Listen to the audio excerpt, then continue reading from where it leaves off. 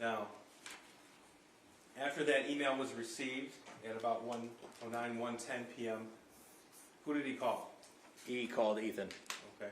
He called the shooter? Yes, the shooter. And that was at 1:13 p.m.? Correct. And at 1:17 p.m. he tried to call him again? Correct, he did. Okay. Neither phone call went through, is that right? That's correct. It's Exhibit 136. Does he leave the Meyer parking lot? He does for a little bit, yes. Okay. So at 1:17 p.m., we see a lot of different green dots here. Is this the first data location that shows that he left the Meyer parking lot? Yes, it is. So that was after he received the email and after he called his son twice? Correct. Okay. That's Exhibit 149.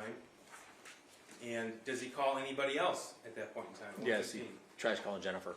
Okay. That's Exhibit 136. And do we know Jennifer left her work that day? That's correct, she did. Okay. I'm just going to show a clip here. This is Exhibit 150 at 1:18 p.m. So this is after he had that 57-second phone call with Jennifer. Correct.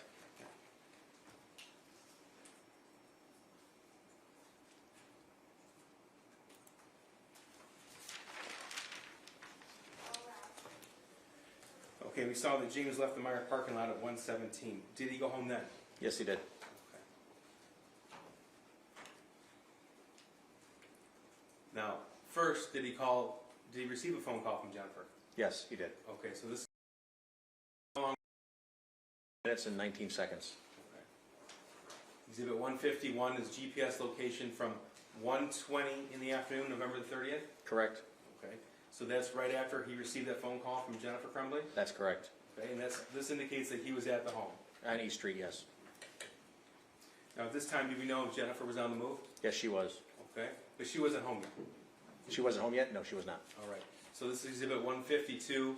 Where is she at from 1:18 to 1:20 p.m.? That's her employer. She Square Lake and Telegraph, south of here.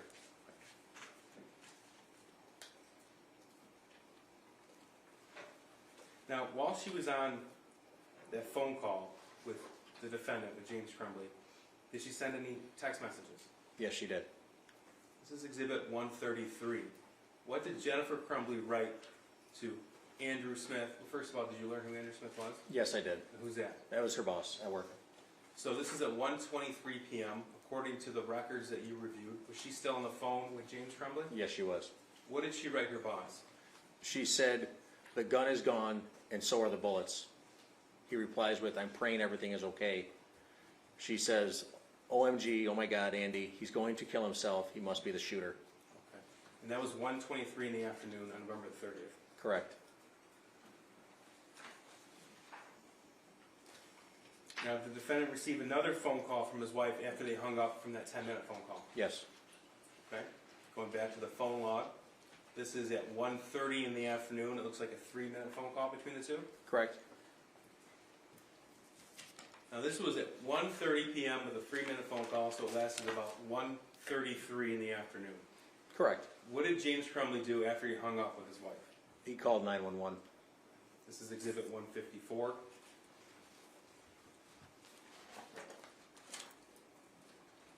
What's the location of your emergency? Okay, I'm not really sure. I'm at my house. There's an active shooter situation going on at the high school. My son goes to the high school. I have a missing gun at my house. I need an officer to come to my house right away, please. Okay, I'm not going to be able to send anybody to your house right now. So they're on the active shooter situation right now. I understand that. There's a million cops here. I have a missing gun, and my son is at the school, and we had to go meet with the counselor this morning because of something that he wrote on a test paper, and then I was then down, and I saw a whole bunch of cops going somewhere, and I made sure that I wanted to get to the high school, so someone was going to the high school, and then somebody told me that there was an active shooter, and then I raced home just to go find out. Okay. And I think my son took the gun. I don't know. It's him. I don't know what's going on. I'm really freaking out. My son's name is Ethan Crumbley. Crumbley. All right, sir, I'm going to put you on hold for just 1 second, okay? I have to talk to Goodman Command and see if I can do anything for you, okay? on hold. Thank you. Okay, Mr. Crumbley? Yes. All right, I'm going to get your name and phone number, and I'm going to have my lieutenant that's out there dealing with the situation. He's going to contact you, okay? What's your first name? My first name is James. And last name, Crumbley? Yes. Okay. And what's that phone number for you? 248-750-6483. Okay, do you know what your son was wearing when he left the house this morning? He had on a pair of sweatpants and like a gray shirt. A gray, like, sweatshirt. Okay. All right. All right, somebody's going to give you a call, okay? I can't give you a time frame because they're right in the middle of all of this. I can't give you a time frame, but we're going to give you a call as soon as possible, okay? Okay. All right, thank you. Bye-bye. That call was made at 1:34 in the afternoon on November the 30th. That's correct. And sir, if you know, that was before the name of the shooter was made public. That's correct. Now, at some point, was James Crumbley contacted by law enforcement? Yes, he was. Okay, do you know if both James and Jennifer Crumbley went to the Oakland County Sheriff's Office, Oxford substation? That's correct, they did. Okay. This is exhibits 155 and then 156. These are location points. 1:58 p.m. for James Crumbley. Where is he at? That's the location of the substation. Okay. So he made the phone call from his house at 1:34, and he's at the police station at 1:58. Correct.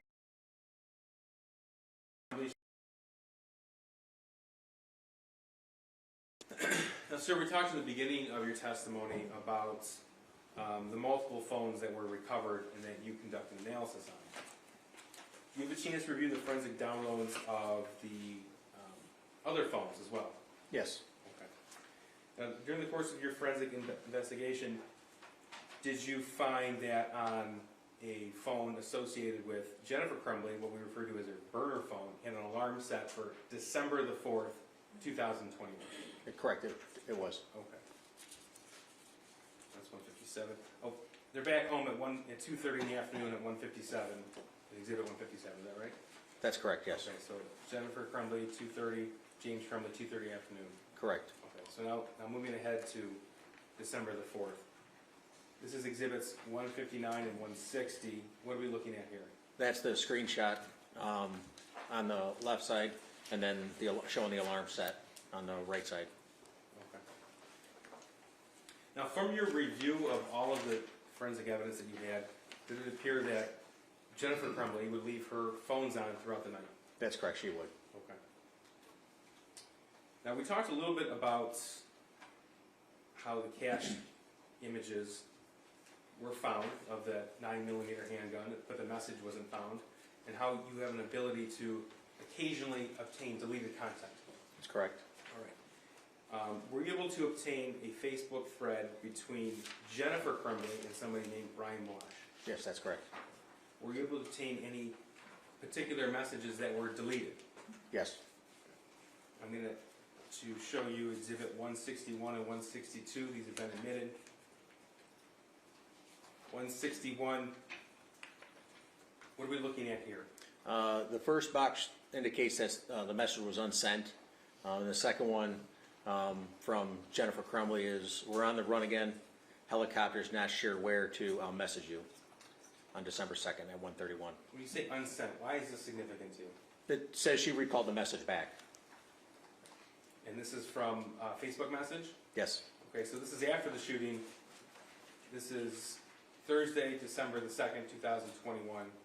And she wrote, "We're on the run again. Helicopters not sure where I'll message you." Correct. Okay. Exhibit 162, later on Thursday, December the 2nd, 2021. Did you find another deleted message? Yes. And tell us what that is, please. The original message was, "We're fucked," and then that was also unsent. And because it says you unsent a message and the red X, does that indicate to you that it was deleted? Correct.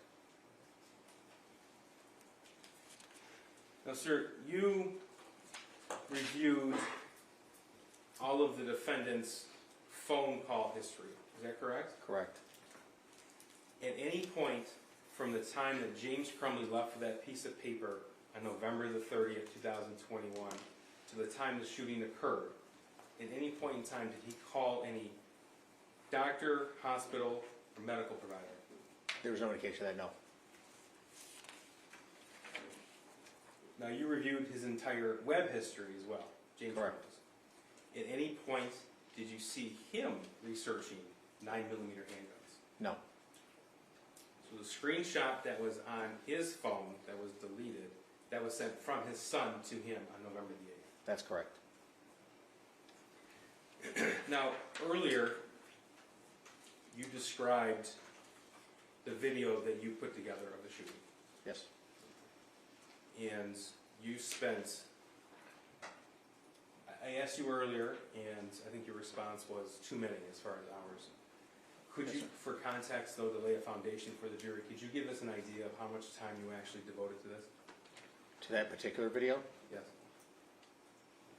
Oh, Your Honor, I'm gonna object 40 to 50 relevance. hours. I'm sorry, I'm gonna object to relevance. Judge, the jury's going to see the actual video in a few days.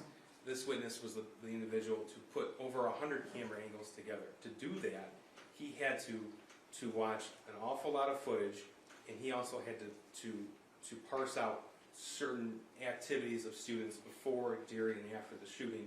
The video itself is synced together. There's portions where it skips, and we have to explain why. There's no sound in the video. Okay, well, you can ask him that then. You can definitely ask him that. Why, it's not one complete video. No, Like, it was it's not, a series of different camera angles. okay. Okay. So it follows the shooter's movements? From the different cameras, correct. Okay. But you also had to aid in the identification of the victims? Yes, I did. Okay. But how is it that you did that? By where they were Your Honor, standing I'm and gonna object to this as well. I don't know how this is relevant either. Judge, this is a homicide case. Well, it is a homicide case, I'm not allowed. Thank you. Go ahead. by where they were standing, I was asked what they were doing just prior to the shooting, the victims were. So how are you to put that together, though? I don't understand what you mean. How is it that you used that information to help identify the other investigators who was who?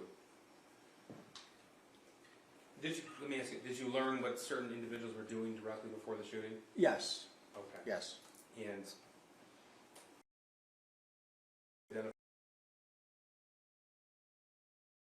They were just standing there dancing and laughing, it appeared, and joking.